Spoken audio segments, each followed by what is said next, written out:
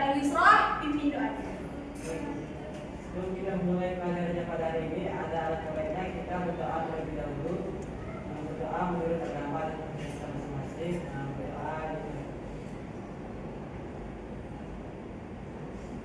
Berdoa selesai.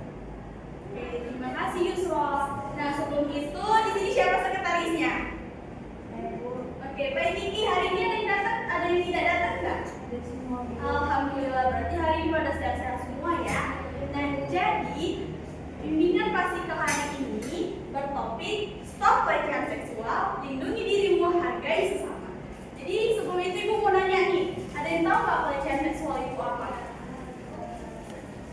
Ayo. Apa itu Alifa? Ketika seseorang memegang bagian tubuh yang lain. Oke, benar. Jadi ketika seseorang itu memegang tubuh yang lain. Nah, yang jelasin lebih detailnya ya. Jadi pelecehan seksual itu adalah tindakan yang dilakukan oleh seseorang individu atau sekelompok individu yang dilakukan secara fisik atau secara verbal melalui perkataan atau tulisan yang memuat konten seksual terhadap korban. Korbannya itu baik laki-laki ataupun perempuan. Nah, lalu ada bentuk-bentuk pelecehan seksual. Yang pertama ada apa? Verbal berupa ucapan atau komentar yang mengandung unsur seksual. Misalnya godaan cewek sendirian aja nih. Tuh kayak gitu, itu termasuk pelecehan seksual secara verbal loh. Lalu siulan, lelucon jorok, atau panggilan dengan sebutan yang merendahkan. Coba ada yang mau ngasih contoh nggak dari verbal ini? Iya, catcalling, bener sih Tika. Nah, lalu yang kedua ada non-verbal. Ada non-verbal. Nah, non-verbal ini dilakukan lewat bahasa tubuh seperti gestur, tatapan, atau tindakan yang mengisyaratkan berbau seksual, memperlihatkan gambar video atau pornografi. Nah, contoh non-verbal ini misalnya ada orang yang berpakaiannya kurang sopan. Nah, jadi itu namanya tuh kayak orang-orang musuh gitu.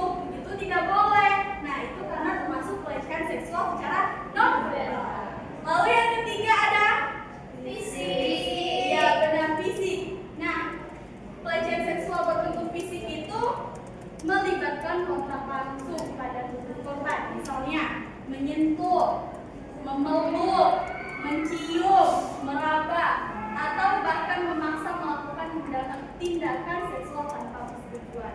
Nah, ini yang gimana ini coba? Ada yang mau ngasih contohnya nggak? Ayo, di pelecehan seksual berbentuk fisik loh. Ada nggak? Itu tadi pada saat ketika kita mencium orang lain, meraba orang lain itu kan nggak sopan kan ya, tanpa ia memberikan apa ya? Memberikan persetujuan. Ya benar Putri, tanpa ia memberikan persetujuan kita memegang dia, mencium dia ataupun meraba dia.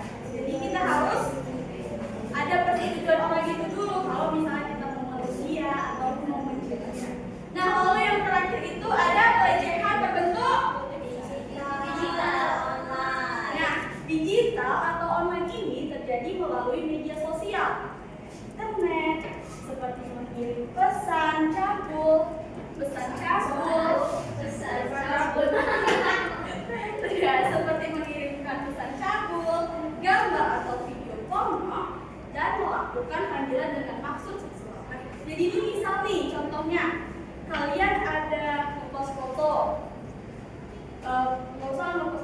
foto profil kalian disalahgunakan sama orang. Foto profil kalian itu dijadikan bahan konten pornografi.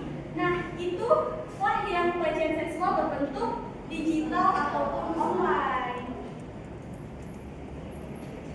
Oke, lalu ada dampak pelecehan seksual. Apa saja sih dampaknya? Yang pertama itu psikologis. Nah, jadi di psikologis ini korban mengalami trauma, rasa takut, minder, cemas berlebihan, bahkan depresi yang bisa mempengaruhi kesehatan mentalnya. Nah, jadi di psikologis ini ketika dia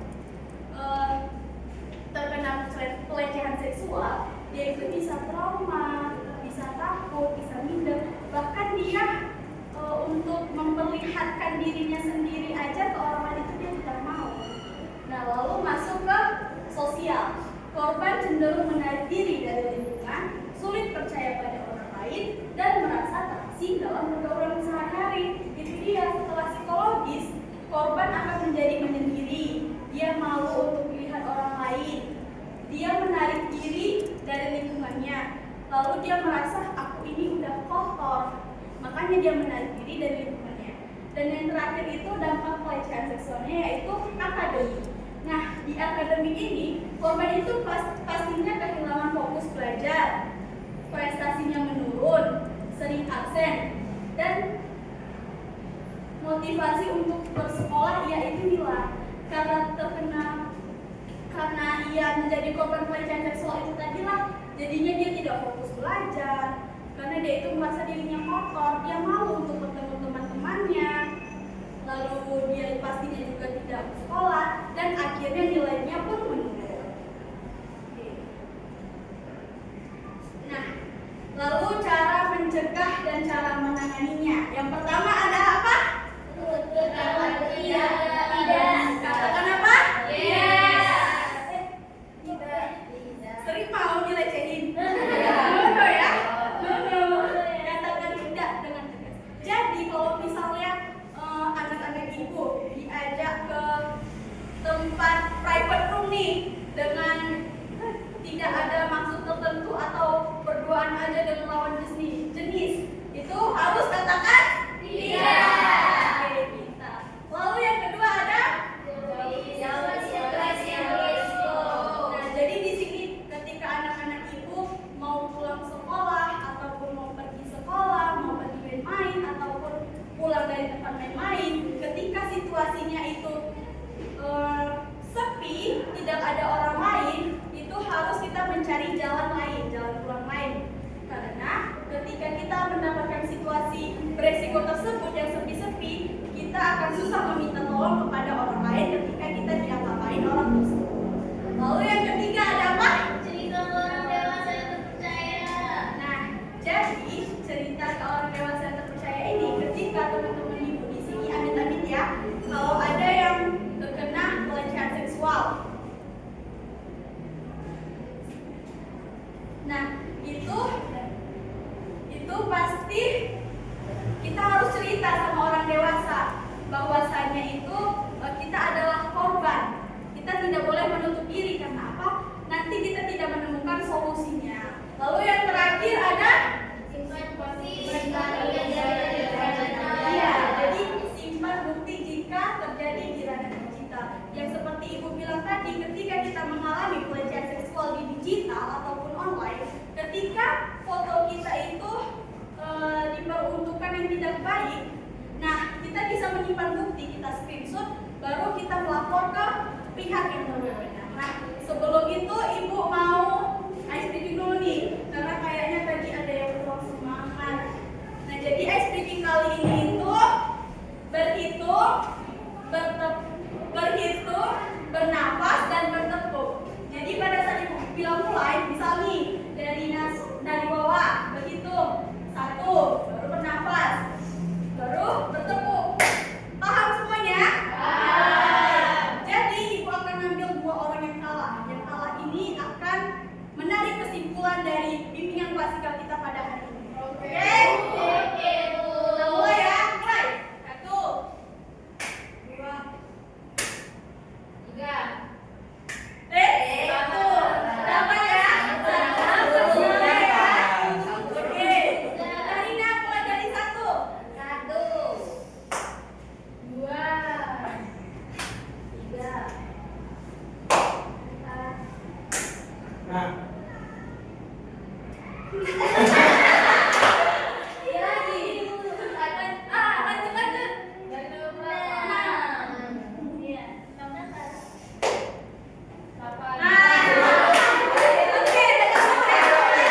Iya. Oke, nanti kita menarik kesimpulan adalah